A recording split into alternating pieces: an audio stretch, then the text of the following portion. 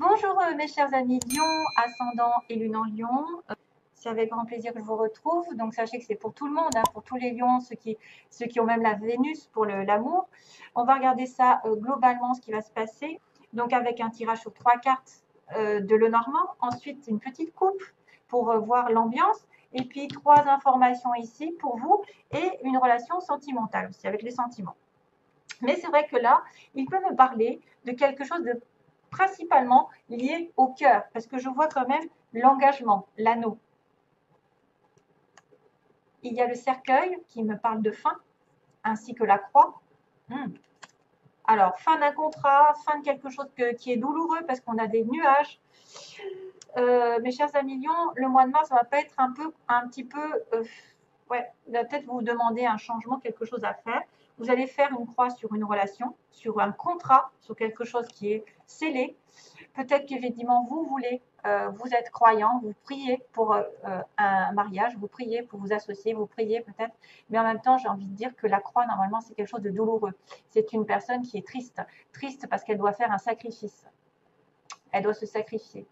Elle doit faire une croix sur son couple, sur une association, sur une collaboration, sur un engagement, sur une signature, sur un achat, sur quelque chose d'important. Hein, parce que voilà, l'anneau, c'est quand même important, c'est un signe fort d'engagement. Donc là, il y a de la tristesse, il y a du sacrifice à faire pendant ce mois. À vous de voir. Ah, c'est peut-être pas le bon moment. Euh, comment vous dire? C'est peut-être pas le bon moment de faire des plans sur la comète. Il y a des choses qui vont se passer parce que déjà, déjà dès le départ, j'ai en fait les nuages qui sont effectivement, on voit une tasse de thé ici avec des petits nuages qui passent. Bon, la tasse de thé, c'est un peu réconfortant, c'est la routine, c'est-à-dire, voilà, tout se passe bien. Vous êtes dans la routine, vous prenez votre petit café à la maison, vous êtes au chaud, en sécurité, et tout d'un coup, il y a des nuages qui arrivent. Et vous n'avez peut-être pas prévu qu'il y avait une espèce de flou qui allait arriver dans cette relation, dans cette situation. On manque de clairvoyance, on manque de clarté, on est omnubilé peut-être par quelque chose, une obsession pour quelqu'un, et qu'on ne voit pas l'ensemble de la situation dans sa globalité. On ne voit pas la réelle personne, on ne voit pas la réelle situation. Donc, pour l'instant, ce n'est pas bon pour aller de l'avant. Parce que quand on a des nuages, c'est qu'on est assombri. Il y a une image réconfortante de sécurité, mais en même temps, ça ne prévient pas, quelque chose arrive et vous met dans la confusion totale, dans l'incertitude, dans les doutes. Ça peut vous surprendre d'une certaine manière, parce que vous étiez en train de rêver à quelque chose qui n'arrive pas d'un coup, qui n'arrive pas à finalement, qui ne va pas aboutir. Peut-être qu'effectivement, vous pensiez vous engager, mais que là, tout d'un coup, vous allez vous dire, non, c'est pas possible. Il y a quelque chose qui ne marche pas. Je suis obligée de faire ce sacrifice. C'est quelque chose qui vous tient à cœur. Donc, soit c'est une personne, parce qu'on a un valet de cœur, soit c'est une personne, soit c'est un projet, soit c'est une idée, soit c'est une association avec quelqu'un. Et tout d'un coup, on sème le trouble en fait. Il y a quelque chose que vous n'aviez pas prévu, qui n'est pas agréable du tout, qui passe dans votre vie. Ça ne vous avertit pas, mais ça n'est que passager. Attention. Vous étiez peut-être dans la rêverie, peut-être dans la confusion. Ça va que être passager et ça va changer. Ça va changer. Alors, est-ce que c'est une relation amoureuse qui arrive et, euh, elle va peut-être aussi peut-être vous demander de vous retirer un certain temps parce que le cercueil ici, on voit quelqu'un qui est dans une boîte de sardines dans ce tarot. Donc, un moment de recueil, de recul pour faire le point, pour vous retirer des problèmes ici qui sont là, qui sont que passagers d'ailleurs. Éloignez-vous, mais en même temps, restez ancré. Ne vous éloignez pas dans les pensées. N'imaginez pas le pire. C'est juste rester alerte, aware, alerte aux signaux qu'on vous envoie. Sur une relation amoureuse, sur une relation, sur quelqu'un que vous aimez, il y a des problèmes passagers. Il va falloir les résoudre, soit en s'éloignant, soit en mettant un terme à quelque chose ou à une situation, parce qu'on a le cercueil, c'est quelque chose qui doit se terminer, s'achever.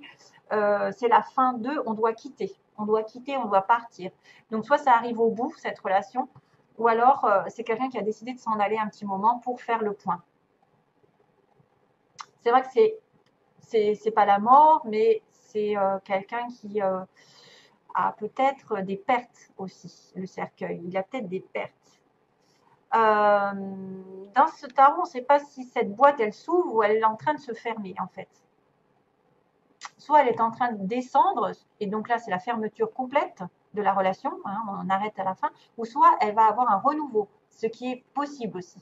Un renouveau, c'est-à-dire qu'on va laisser derrière soi tous les événements négatifs, tout ce qui a été dans la confusion, et on va être clairvoyant. Ça peut signifier simplement un éloignement temporaire par rapport à votre choix sentimental ou autre, par rapport à votre projet, par exemple. Et peut-être que vous êtes effrayé, vous êtes anxieux, et que finalement, ben, c'est pas si mal que ça, parce que ça va être la fin des circonstances difficiles dans votre relation, dans votre situation qui vous est propre.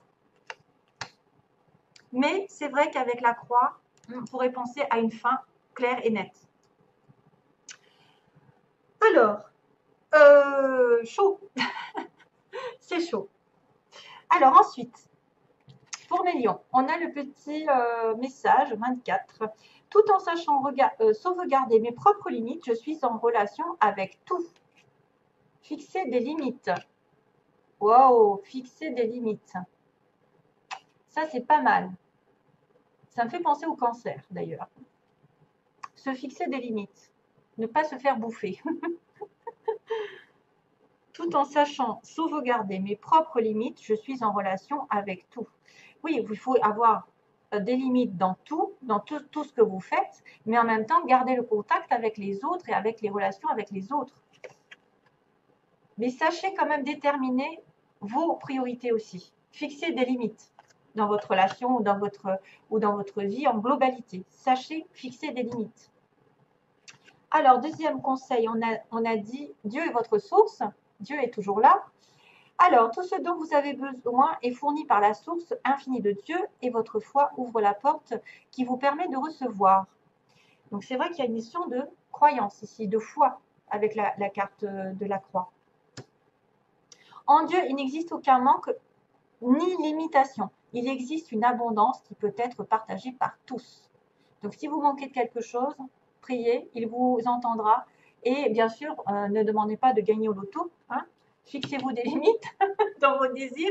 On ne peut pas tout avoir au bon moment, mais quand même, sachez que quand on est en manque, il suffit il ne faut pas demander l'aide de Dieu que quand vous êtes dans le malheur. Il faut aussi le remercier quand vous avez tout ce que vous voulez, même si vous avez très peu, c'est déjà pas mal. Si vous avez un toit, si vous avez de quoi manger, des enfants, la santé, etc. Hein, on ne le dira pas assez, il faut toujours dire merci. Il ne faut pas s'en référer à Dieu et demander une réponse tout de suite sous prétexte que vous êtes dans la douleur. Il faut toujours avoir ce lien en permanence avec lui. Et c'est comme ça qu'il vous récompensera. Parce que vous le remercierez d'avoir ce que vous avez déjà. Et comme ça, il pourra vous envoyer encore plus.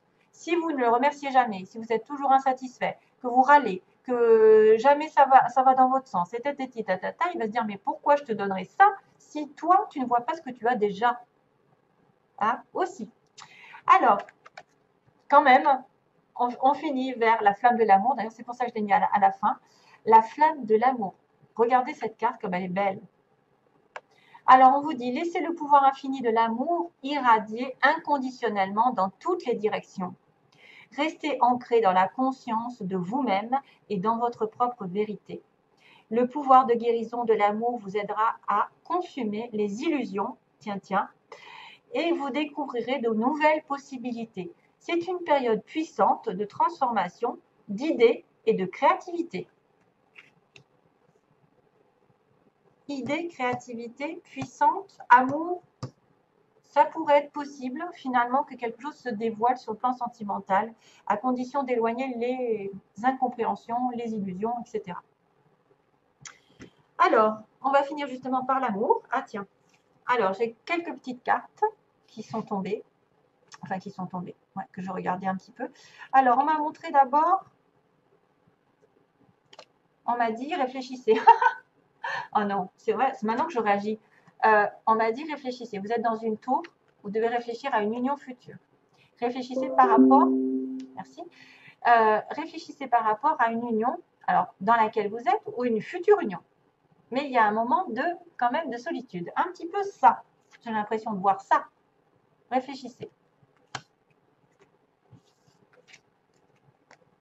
Le consultant, monsieur consultant, probablement vous, à million, ou votre partenaire, celui que vous avez en tête, est blessé. Donc, ne l'oubliez pas, peut-être qu'il a eu des blessures dans le passé, peut-être qu'il est blessé dans cette relation actuelle, peut-être que vous lui avez fait du mal.